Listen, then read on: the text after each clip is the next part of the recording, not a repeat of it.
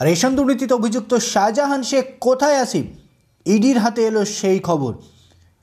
ইতিমধ্যেই শাহজাহান শেখকে খুঁজতে গাড়ি গাড়ি সিআরপিএফ জওয়ান এবং 6 জন ইডি আধিকারিক ফের রওনা দিয়েছে সন্দেশখালীতে। কারণ সূত্রের খবর, সন্দেশখালীর এক তৃণমূল নেতা তৃণমূলের পঞ্চায়েত প্রধানের বাড়িতে লুকিয়ে রয়েছেন শেখ শাহজাহান। সূত্রের খবর, এলাকার প্রধান হাজী সিদ্দিক মোল্লার বাড়িতে লুকিয়ে শাহজাহান। সূত্র মারফত খবর পেয়েই কয়েক গাড়ি সিআরপিএফ এবং 6 জন ইডি আধিকারিক পৌঁছে গেছে সন্দেশখালী এলাকায়। এই মুহূর্তের সবচেয়ে বড় খবর, শেখ শাহজাহান কোথায় রয়েছে? পালিয়ে গিয়েছে বাংলাদেশে? সেই প্রশ্ন উঠছিল। তবে ইডির লুকআউট নোটিশ জারির পরেই বাংলাদেশ দিয়ে পালানোর ছক বানচাল করে ফের সন্দেশখালী এলাকায় ফিরে আসতে হয় শেখ শাহজাহানকে। স্ত্রী ও পরিবার নিয়ে বাংলাদেশে পালানোর চেষ্টা করেছিল এই তৃণমূল নেতা।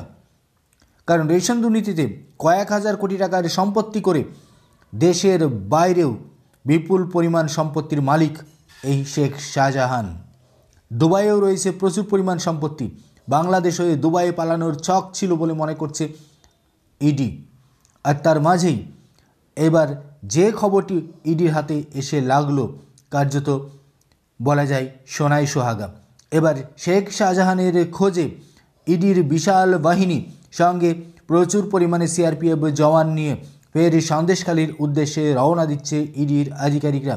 সূত্রের খবর, সন্দেশখালীর এক তৃণমূল প্রধানের বাড়িতে লুকিয়ে রয়েছেন শেখ শাহজাহান।